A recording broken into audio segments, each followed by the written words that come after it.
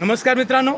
समजा तुम्हाला कोणी विचारलं वेळेची व्याख्या करा, करता येईल का? What is time? क्या चीज होती है समय? जरा व्याख्या करा बरं, करता येईल का? अवघड आहे ना. शब्दांच्या चिमट्यामध्ये वेळेला पकडणं किंवा व्याख्येच्या चौकटीमध्ये वेळेला बसवणं ही मोठीच अवघड गोष्ट आहे. वेळ अशी शब्दांमध्ये पकडता येत नाही. वेळ ही लवचिक गोष्ट आहे.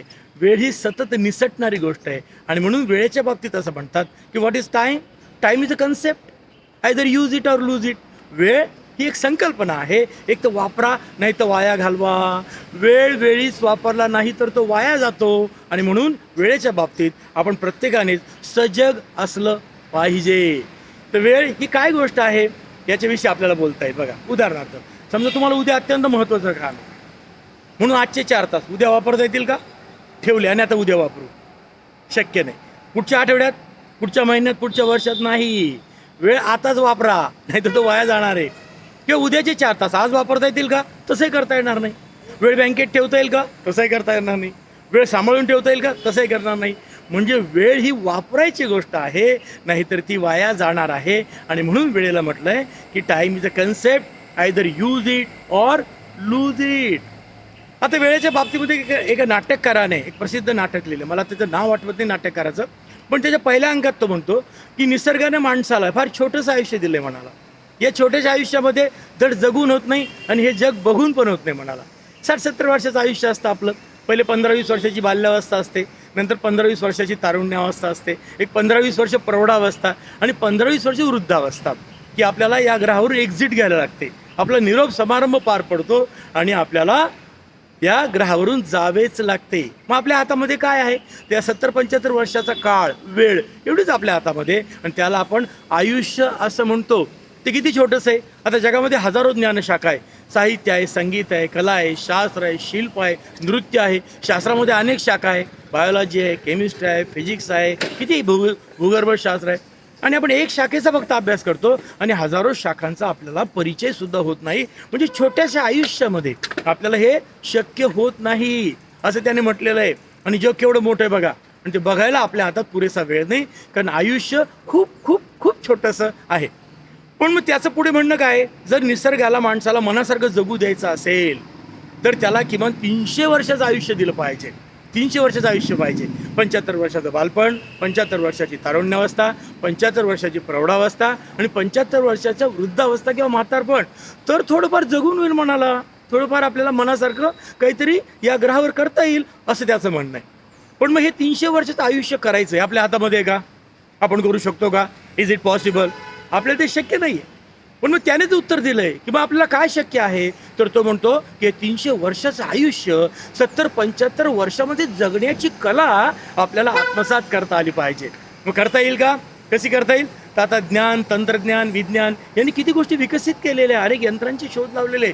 इथून तिथे जायचं पूर्वी तर काही दिवस लागायचे, आता विमानाने आपण काही तासात जाऊ शकतो. म्हणजे वेळ वाचवायचे अनेक पर्याय आता आपल्याला उपलब्ध झालेले आहेत.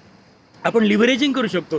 समजा तुम्ही कार चालवत तुम्ही दुसऱ्या गावी निघालात आणि 4 तास लागणार आहे आणि तुम्ही ड्रायव्हिंग करताय, तुम्ही स्वतः ड्रायव्हिंग करताय, गाडी घेऊन चाललेले आहेत. याचा अर्थ काय? तुमच्या आयुष्याचे 4 तास तुम्ही ड्रायव्हिंगसाठी दिलेले आहेत. पण तेच ड्रायव्हर ठेवला आणि तुम्ही मागच्या सीटवर बसलात तर तुम्ही ते 4 तास कसेही वापरू शकता. तुम्ही पेपर वाचू शकता, पुस्तक वाचू शकता, मोबाईलवर काही महत्त्वाचे मेसेज पाठवू शकता, लॅपटॉप घेऊन काही चिंतन करू शकता, तुम्ही ध्यानधारणा करू शकता, तुम्ही मेडिटेशन करू शकता, महत्त्वाचे फोन कॉल करू शकता, तुम्ही स्वतःशी बोलू शकता, सेल्फ टॉक. म्हणजे 4 तास आयुष्याचे तुम्ही मिळवलेले आहेत. तर असा वेळ जर तुम्हाला लिव्हरेजिंग करून मिळवता आला, हा वेळ जर विज्ञानाने मिळवता आला, हा वेळ जर कुणाच्या सहकार्याने मिळवता आला, तर तो वेळ आपण जास्तीत जास्त मिळवला पाहिजे आणि आपल्याला मनासारखं जगण्यासाठी हा वेळ युटिलाइज करता आला पाहिजे. वेळ वेळीच वापरण्याची कला आपल्याला आत्मसात करता आली पाहिजे. ते नाटककाराने सुंदर सांगितलं, एक मेसेज आपल्याला मिळालेला आहे कसा वेळ आपल्याला वापरता येईल. आणि मी तुम्हाला सगळ्यांना शुभेच्छा देतो की हा वेळ तुम्हाला नियोजित करता यावा यासाठी तुम्ही स्वतःशी चिंतन केलं पाहिजे. वेळ मोठी लवचिक गोष्ट आहे बरं का. 1 तास काही सारखा नाही आहे. 1 तास एखाद्या प्रिय व्यक्तीची वाट बघण्याचा काळ असेल 1 तास, तर तो तुम्हाला खूप मोठा वाटेल आणि तेच त्याच्या सहवासात तुम्हाला तो कापरासारखा उडून जाईल. तास एकच आहे, पण तुमच्या भावना वेगवेगळ्या आहेत आणि म्हणून वेळ ही तितकी सोपी गोष्ट नाही आहे. तिच्याकडे आपण सजगतेने पाहिले पाहिजे, आयुष्याचे अग्रक्रम ठरवले पाहिजे. महत्त्वाच्या गोष्टी कोणत्या त्या ठरवल्या पाहिजे, महत्त्वाची कामं कोणती त्या ठरवल्या पाहिजे. आणि बिनकामासाठी जो वेळ जातो, बिनमहत्त्वाच्या व्यक्तींमध्ये जो वेळ जातो, त्याला म्हणतात नॉन व्हॅल्यू ॲडिंग टाईम. ज्याच्याने तुमच्या आयुष्यामध्ये व्हॅल्यू ॲड होते, काही मूल्य येतं, त्याला म्हणतात व्हॅल्यू ॲडिशन. आणि ज्याच्यामुळे तुमच्या आयुष्यामध्ये काहीही ॲडिशन होत नाही, काहीही तुम्हाला मिळत नाही, त्याला म्हणतात नॉन व्हॅल्यू ॲडिशन टाईम. लोक बघा कार्यक्रमांना जातात, लोक लग्नांना जातात, लोक समाजकार्यांना जातात, तर तिथे जाणारा वेळ हा खरंच आपल्या व्यक्तिमत्व विकासासाठी हा कितपत उपयोगाचा आहे आणि तो दिला पाहिजे का, द्यायला हवा का, आपण स्वतःला विचारलं पाहिजे.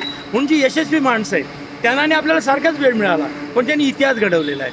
24 तासाचा दिवस आहे मला, तुम्हाला, सगळ्यांना. पण शिवाजी महाराजांनी त्या 24 तासाचा दिवस वापरूनच स्वराज्य निर्माण केलं. आणि अल्बर्ट आईन्स्टाईन सारख्या शास्त्रज्ञांनी संशोधन केलं, एडिसन सारख्यांनी हजारो शोध लावले. म्हणजे तुमचा वेळ तुम्ही कसा वापरता याच्यावर तुमच्या आयुष्याची यशस्वीता, याच्यावर तुमच्या आयुष्याची अर्थपूर्णता हे सगळं अवलंबून असणार आहे. तर वेळ वापरा, वेळीच वापरा, चांगल्या ठिकाणी वापरा आणि वेळेचं उपयोजन करा. मग व्हॉट इज टाईम लक्षात ठेवा आयुष्यभरासाठी. Time is a concept, either use it or lose it. वेळ एक संकल्पना आहे, एक तर वापरा नाहीतर वाया घालवा. तर तुम्हाला शुभेच्छा देतो की तुमचा वेळ तुमच्या आयुष्यामध्ये चांगल्या गोष्टींसाठी तुम्हाला वापरता यावा. धन्यवाद.